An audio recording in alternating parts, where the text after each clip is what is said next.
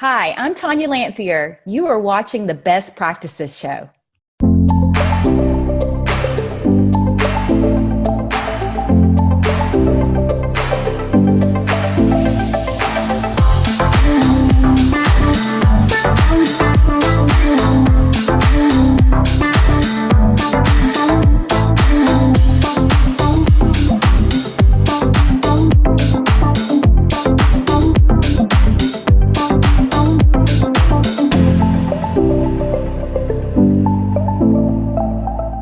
Hey guys, thanks for watching the Best Practices Show, where we take a look at the best business practices from the best practices all over the world. And boy, do I have a treat for you today.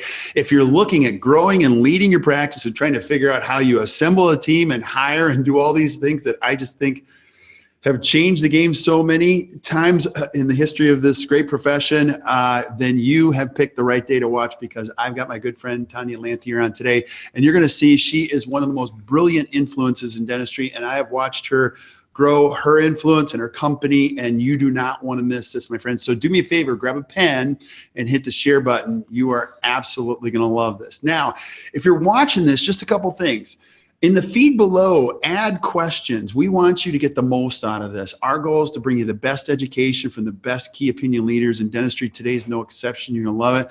So ask some tough questions. And if there's other topics you want to see from Tonya, just add them there. We'll have her back again and again and again, and get a lot out of it. Also, I hear this a lot from team members. Dentists watch this all the time, but they don't share any education with their team members. What a great opportunity to say, hey, let's take a look at a couple things and include them in the conversation. That way you guys all grow together. So take a look for that. Keep focusing on it. Now, my guest today, Tonya, you are one of those people. I'm just going to say this. Like the first time I met you, I think it was ADMC.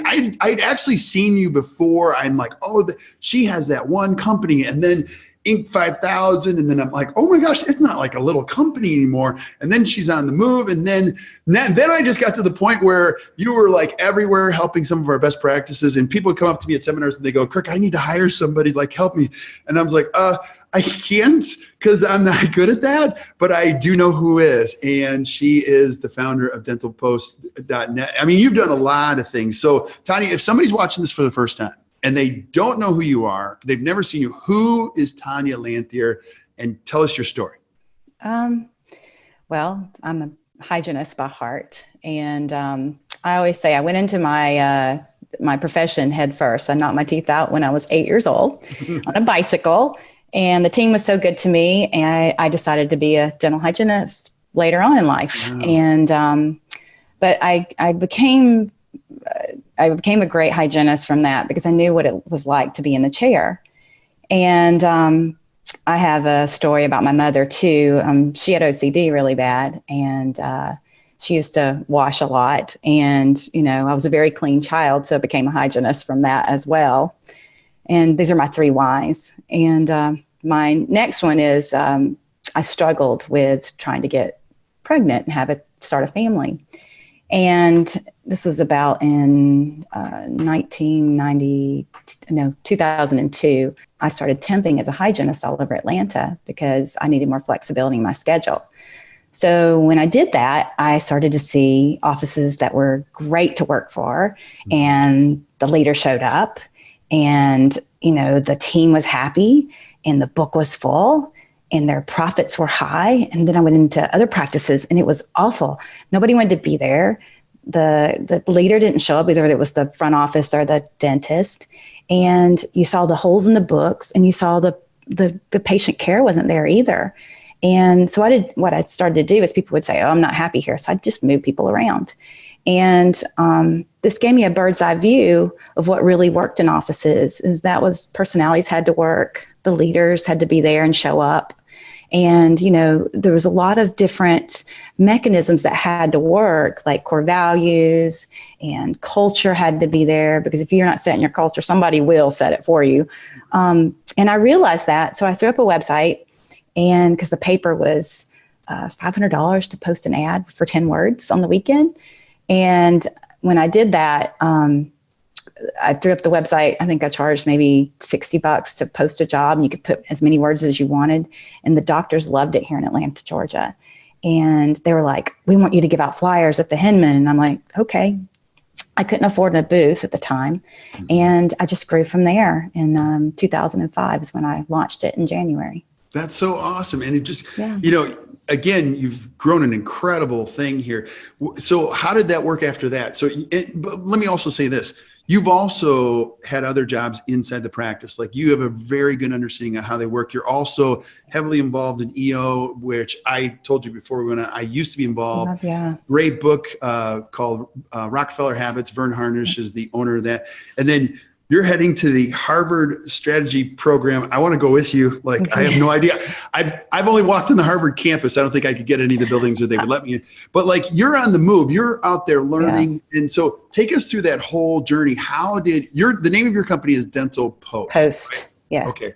What was the evolution of it? Like, take us through the evolution of that. Well, I didn't really know what I was doing. I threw up a website, but I knew that there needed to be something to connect us all. And, I had dealt with hard personalities in practices, and I wanted to always understand, because I think the human behavior is the problem usually with, you have a bad practice, you have a bad apple in there, or you have somebody that has control issues, or they keep things where they're not transparent, and then the team can't flow from there.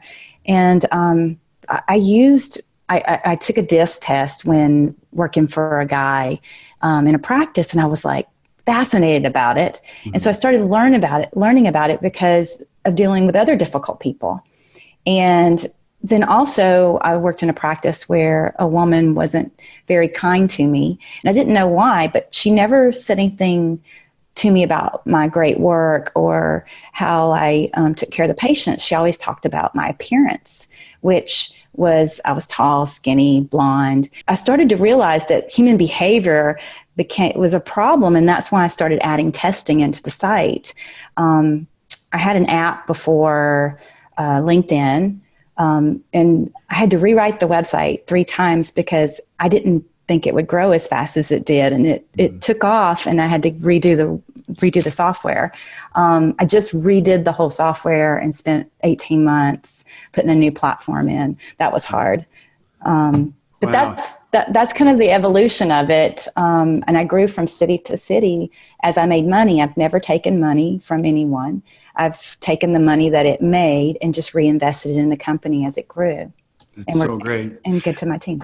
Yeah, you are really good to your team. And because I hear that you and I both share the same coach, professional coach who comes in, Coeur d'Alene. He says that about you a lot. Like, you're really good. Yeah. So, hey, we're going to get into this, but really what you do is you fill an incredible need in the space in dentistry, which is when dentists who own their businesses or are looking for team members, you help them with all that. And we're going to get into that a little bit, but if you haven't checked it out, I'm going to encourage you to check it out. It's dentalpostnet. It's an incredible resource, and it's much more than just a hiring service.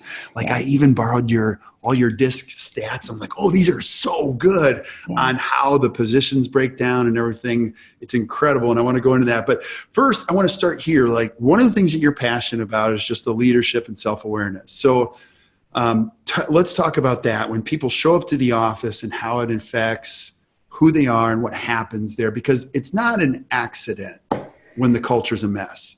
Yeah, it's usually, it's how we show up. It's, if we're in a bad mood all the time, that passes on to our team. If you're leading someone and you come in and you don't want to talk to anybody, you can't lead a team if you're not going to talk. If you're in a bad mood, you're going to pass that mood on to your team. And then think about that when you put your team in a bad mood and they're taking care of patients, they're going to pass it on. We're basically contagious. Right. So I think leadership, if you've had no leadership skills or taken no courses, I believe it's real important to go get the education in order to become self-aware of your own weaknesses and your own strengths, so that you can lead somebody. Because when you're not aware of that type of thing, then you don't know how to lead. Some people have been taught from their parents and around businesses, or have picked up things from leadership. But I really think it's important for dentists and front office to get trained in leadership skills. Because when you're dealing with people, so Yeah. And people always say to me, well, I don't know where to go for that. I mean, first it starts with the commitment to the journey, but talk about some of the dynamics, male and female dynamic. Like, you're a lot smarter on this. You understand that it's often harder in expectations in a lot of respects when you've got that going on in a dental practice. Yeah. When it comes from leadership, I think, first of all, either male or female, you have to be vulnerable and you have to create a safe place for your team. Mm-hmm. And if you don't have a safe place and it's poisonous, people won't share, they'll hide behind everything, whether you're female or male. But there is a dynamic with the males and the females. We're becoming more female in dental practices, mm-hmm. and females are becoming leaders. And as females, they're psychologically, we expect more from females than we do like if I was your boss, mm-hmm. and I had a male reporting to me and a female reporting to me, I would expect more from the female than I would the male. And there's and why is that? Like, I want to know why. So Phyllis Chesler, she has a book called Women's Inhumanity to Women. It's a great book. It's based on a lot of research in psychology. And it goes through the years of like dating where, a female is always pretty much showed up for another female. A mother's always been there. Or, you go out on a date with a guy, if they don't show up or they're late, or, there's traits there that a mom instills. We just expect more from females because they were always there providing for us. So that goes back to that psychology, even though it seems kind of strange to bring it forward. But when you look at human behavior, everything goes back to your childhood and how our development is, how we develop in life. Yeah. And so, oh gosh, if going back to their childhood, it's like, so what if you feel like you just, you're stacked against the odds or things like that? And because you bring a lot of what you've learned in the past. And I always think, gosh, I hope I'm not screwing my kids up, so they have to deal with a lot of this stuff in the future. But you talk about expectations, you talk about being harder. And you said to me before we went on, like, there's a lack of clarity. Like, people, how did you say that? You said a lot of times women or men think they've communicated and they haven't. Share with us your thoughts on that. Yeah. Clarity is real important. And I think expectations and also boundaries. A lot of people don't set those. They just say, go do that job. And we're in the millennial and, generation, in 7 years, 3/4 of our workforce is going to be millennials. And we got to keep in mind that the baby boomers they're retiring in the millions. Mm-hmm. So how we do things is going to change. Even with the next generation, they've had YouTube and they've had explicit, directions on how to do stuff. So being clear is going to be even more important going forward with the new generations going, in the future. So setting your boundaries and your clear expectations are really important. And like Marshall has us do, he has us write down what we're going to do and then each step of what we're going to do, right? I feel whenever he makes me do that, I'm like, dude, come on. He's like, no, yeah, stop talking. Just make it happen. I'm like, The value of a good coach is you can't even measure it, because I was talking to a dentist this morning, and you experience this when you have your coach come in, but like, I sleep better now, knowing that I don't have to worry. And we've also broken up our, priorities and KPIs in quarterly, sections. So now for 13 weeks, we focus on just this. And we repeat that over and over again. And I tell you, I just feel better. Yeah. So one of the things I do is I put scorecards together mm-hmm. for my team, and it's a job description. I have everybody do it themselves, and they write out their job description, and then I put them in a format. So if anything ever goes forward, I've got a template that I can even hand over to somebody what their job was. And then think about how much time and energy that saves. If you've put away some of that and you set the clear expectation of what needs to be done and write those out, plus a template to go by, it makes life a lot easier. I think structure is, the best offices that I worked for had structure in. The mm-hmm. worst ones had it was like a It was a shit show. Excuse my language. Oh, you can say whatever you want. This is a private show. This is so good. Just let it fly. And that's true. That's so true. You know, and the truth of it is a lot of subjectivity happens when we're leaders. Like, I want you to do this. We've got to get up there. We have to have, but when you have a scorecard, the cool thing, human beings always want to score well. They never want to say, gosh, I hope I lose. And we're all conditioned from being in grade school that our scorecards have to be, you know, good. They just have to be really good. Yeah. So I absolutely love it.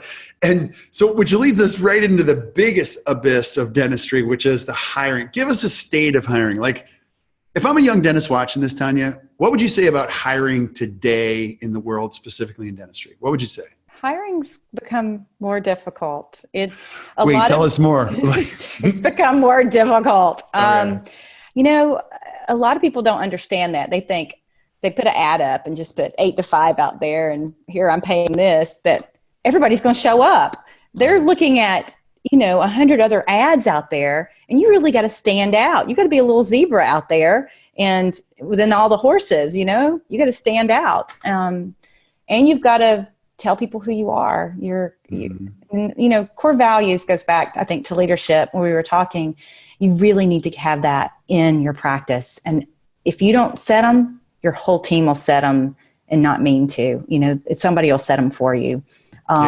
Your culture. I brought Judy Kay into my office about she's awesome. Yeah. 5 years ago. She's fantastic. And I had 10. And you're supposed to have 3 to 5 core values. Right. Well, we dwindled them down to 5 that really said who we are. Mm-hmm. And I give that to people when they come in for an interview. You know, I'm like, these are our core values. I also put that in my ad. I'm really straightforward about it. And, you know, it's what sets the tone of the whole office. I want to improve people's lives. If you're not here to improve people's lives, I'm like, you're out the door, you know? And it's so funny you say that, because I had like 30 core values of all the things that were important. And then Marshall came in and go, nobody has 30 core values. Those are all aspirational and blah, blah, blah. So we had to put them, and I'm tethered right now. I get up, but we put them on the coffee cups and everything. And ever since they've become, I don't have a tattoo, but if I ever got one, I think it would be that. But I'll tell you, I'm with you. Like, I haven't had one problem since we have put that full out there, like as a beacon for here's how this works. It's basically how you behave, and that's it. And this is how it all works. Now, I don't know if your coach, who's the same, he makes us put our hands in every day, because he goes, you talk, Corvell, you talk, dog. He goes, you got to make sure they're alive and well. So every day in our huddle, we have to put our hands in and call out a core value that we saw yesterday from someone to tell everybody these are alive and well. Yeah. And so, you know, even the new team members are like, you have to put our hands in every day. I go, yes, we do. Because this is, and they go like this. They're like, okay, 1, 2, 3. And then we call a core value. But the point is this, it makes a statement. These are real. These are critically important too. And it's reason why we go to work every day. I agree with you. Like, that's an incredible place to start, is get super clear. And I think it's the most important thing you'll ever do in business, ever. Yep. Yeah. One of mine is obsessed with finding a better way. And so I'm always looking for how to condense it down, make it easier for my clients. Yeah. Have you ever taken the why test? There's 9 whys. I've never taken that test. You have the same disease that I have. So there's 9 whys. And one of them is you're obsessed with finding a better way. And that's mine. Yeah. Which is it's a blessing, but it's also a curse. You know, you're like, this could be better. This could be better. And there are sometimes when team members No, that's a perfectionist. I'm not a perfectionist. Okay. All right. Like, this will work. Absolutely. Now let's go back to, so we talked about the state of hiring. Where do we start? Like, where would I even start? So how do you find people? I mean, obviously I could just call dentalpostnet, but give me some insight. Like, how does the hiring process work if I've just not had any luck as a dentist? Again, I think you have to start with the core values, get it down on paper. You have to write out what you want and your process and your office. And are you a fun office? Are you, do y'all work hard but have fun? Are you a place where you want to give excellent care to the patients? Or are you you process patients through fast? I mean, you've got to really give them a good idea of who you are. Are you high technology? you're a constant learner. Those are things you want to put in your ad. And then you got to sprinkle a little bit of gold in there. And, I think now too, you got to give them something, a carrot to bite onto to get them in. Now, I don't interview anyone unless they've taken a little DISC test that I've given, because I want to make sure they fit. And then before I hire them, I give them a deeper personality test to know where their need comes from. Does their need come from community? Does their need come from power? Does their need come from, being right? Here's an old book. There's a book that says you can be right or you can be married. It goes the same way. You can have a job. You can be right or you can have a job. It's like a person that has to be right and they're always arguing. Those are needs that people have. And if you can recognize some of these things that would cause a problem in your office before you hire somebody, you're going to save a lot of time and money.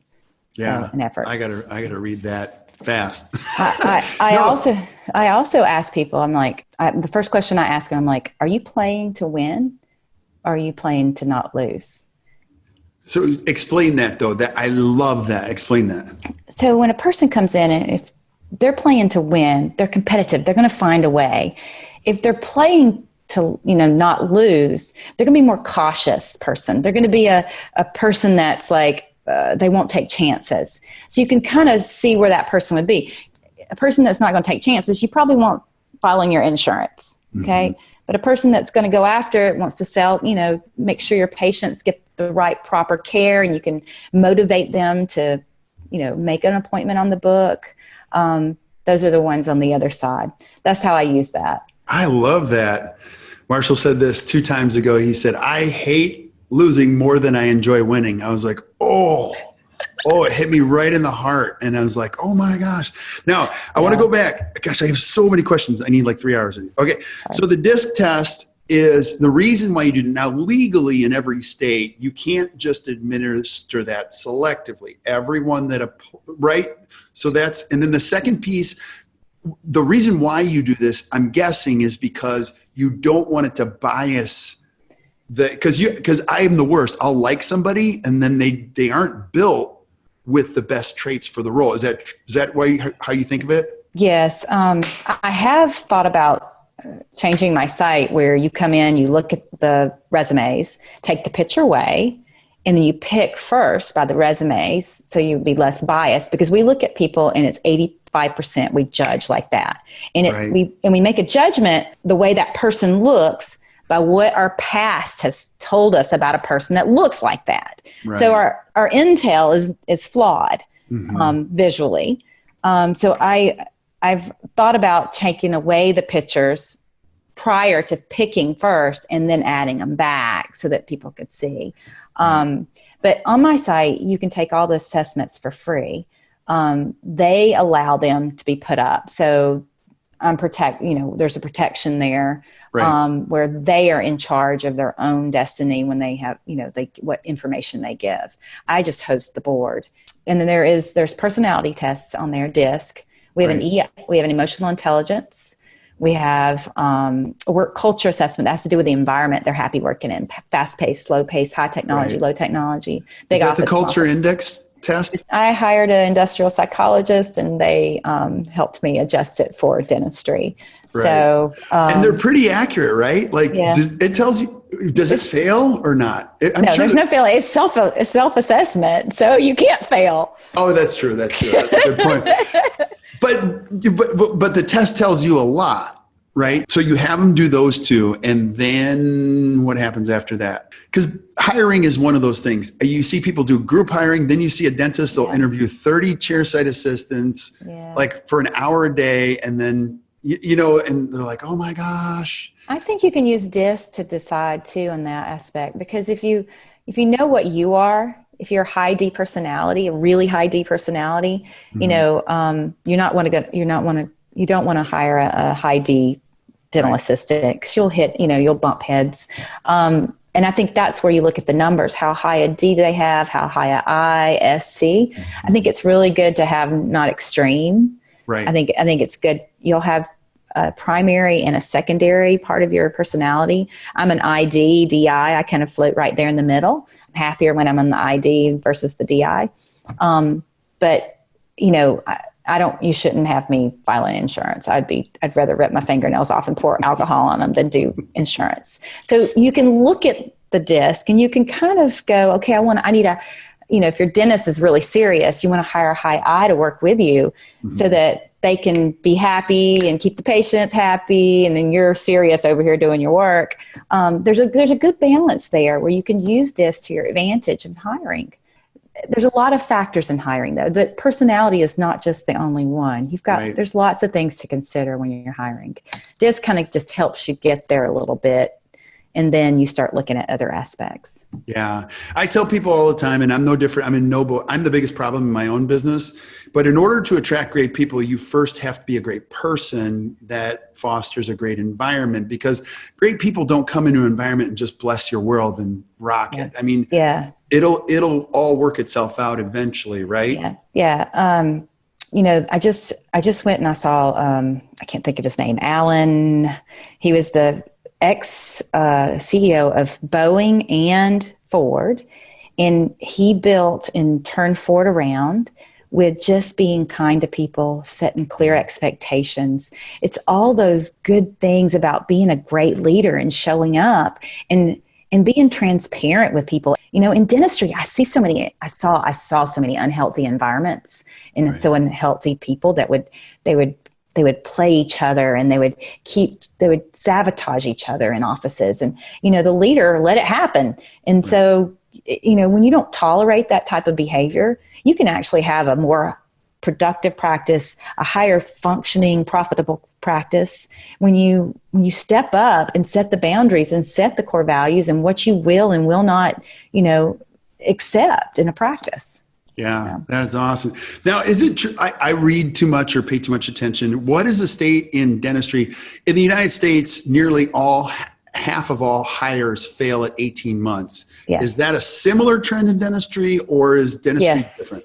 It correlates with the population. So does DISC. DISC and in the population, they kind of correlate. Right now, our unemployment rate is 3.7 right now. It's the lowest, one of the lowest in history. I think it was lower in 1940. I think it was 1.9.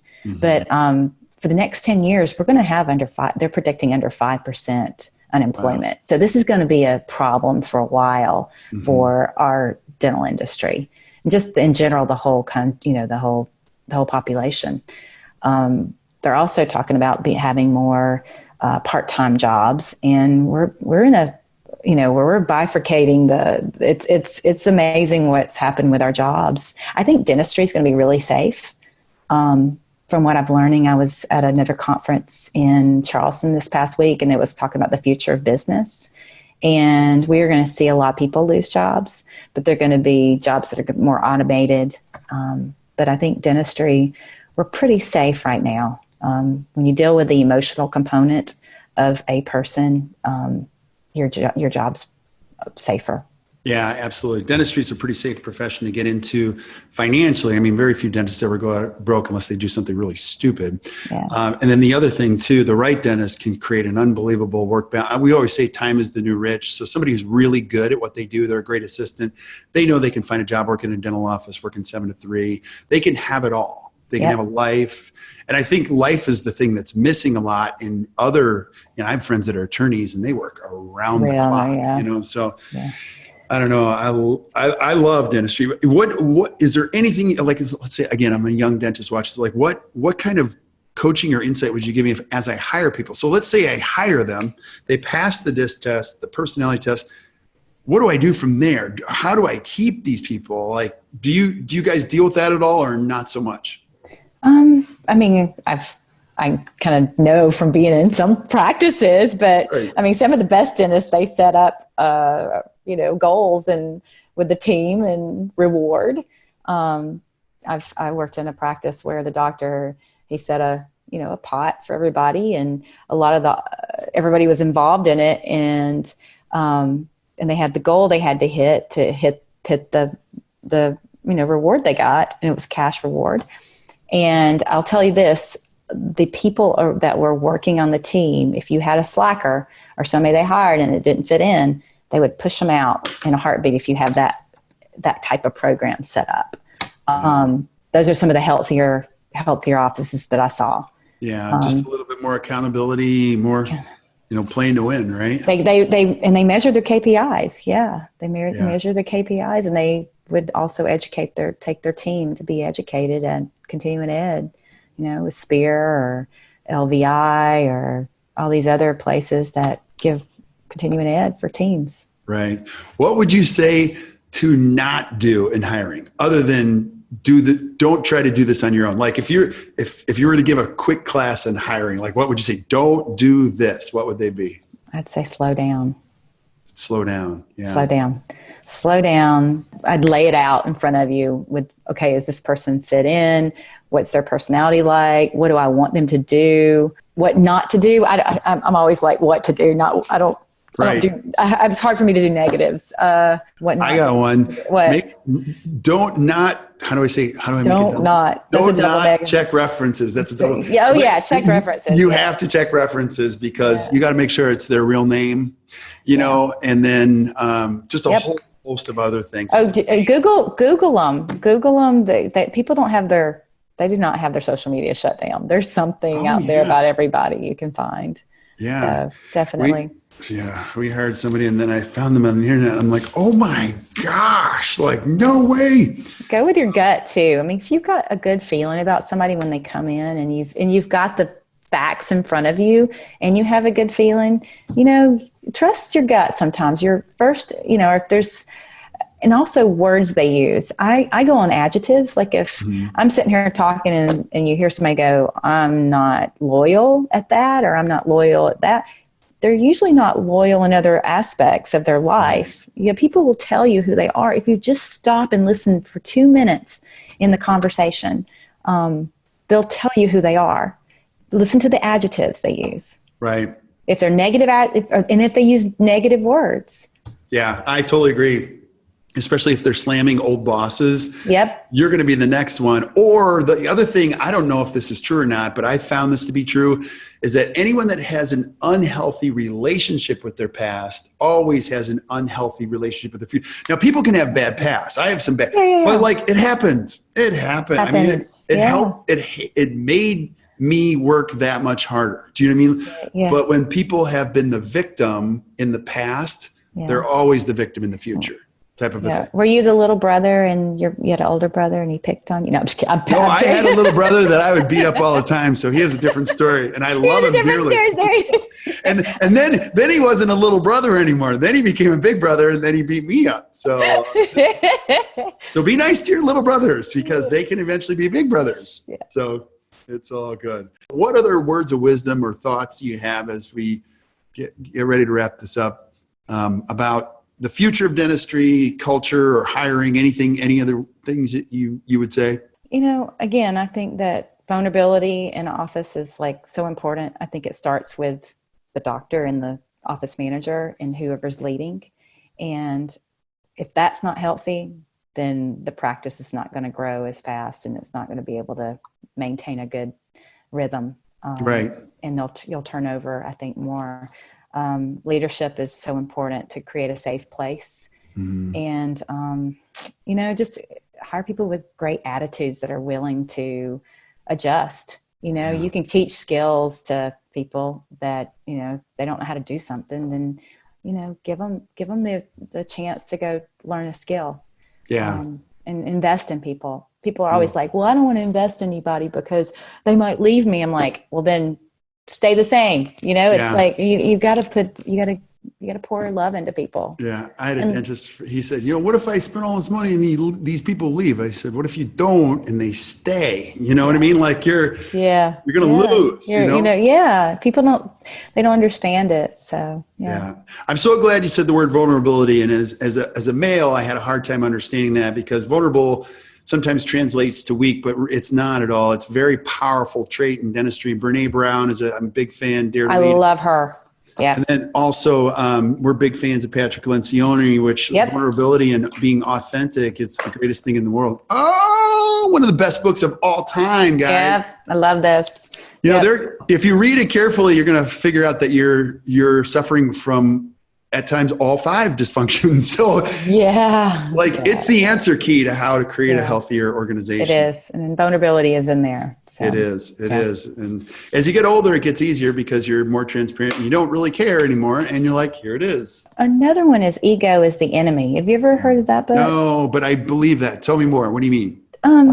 Like when I would go into offices as a hygienist and I would practice, I would see somebody would tell, like the patient would say, Tonya, you did a great job. I love it. And they would tell the doctor, and the doctor would get a little jealous. And I would see it happen in other hygienists too. Like the doctor didn't like the hygienist getting the attention.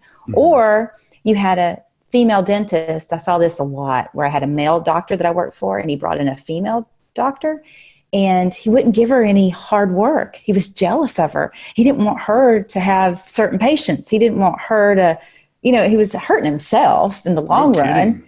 And it was bizarre to watch this ego get in the way. And no offense, but a lot of men, the ego, and women have egos too, but women like to play together a lot of times. They'll play together just to play. Men will play together to compete, but they have egos. And that is a problem I see in dentistry, where they're jealous of their team. Yeah. And that's really sad. Yeah. No offense taken. I have FOMO. Is that bad? Like fear of missing out whenever I'm like, hey, what are you guys doing? Like I didn't get invited. They actually have a group chat. They didn't include me. I'm like, they're like, no, you're not included. We're talking about you in a good way. I'm like, oh, okay. So I don't know. I've got a lot of issues. So I don't even know where to start. At least now this is the personality that I don't like. The personality that wants to be invited to the party but doesn't want to go. At least you're not that person. Oh, no. I don't ever want to miss a party ever. Like me neither. I'm not good at a lot of things, but I'm good at going to a party, so it's good stuff. Now, for the benefit of people that might be listening to this, Tonya, on iTunes, tell them where to find you. Like if I wanted to find out more information or find out more about dentalpost.net, like where do I go? How do I find this? You can join us. We have 60,000 dental offices nationwide that are registered on our site. You can go to dentalpost.net and you can sign up your office, or you can sign up as a job seeker. We have about 850,000 dental professionals that are registered on our site that use it for education. They use it to look for jobs. And we have other aspects there, personality assessments. Yeah. So, and basically, again, it's a community where you have the need, and then you have the other people searching for the need. You know what I mean? So it puts people together in a way that's very safe. It's awesome. I love it. Yeah. We have education there too. We have Dental Post EDU as well. So. EDU. Wow. Do you have your own like university where you can? EDU. I started another website that they connect in. So what will you do next? Like we're all going to wait and. I'm going to create something in team management. I'm working on it right now because I think there's not a lot of team management out there. It's really about the doctors most of the time, or it's about the team, but there's nothing out there to bring teams together and become self-aware and build trust. And I think that a lot of the great consultants do it. Like I think Linda Miles has done that, and Judy Kay, and Rachel Wall's great about bringing the hygiene team together. There's a lot of great people that are doing it, but there's still not enough of it. I agree. And that's the future right there, is taking good care of people. Yep.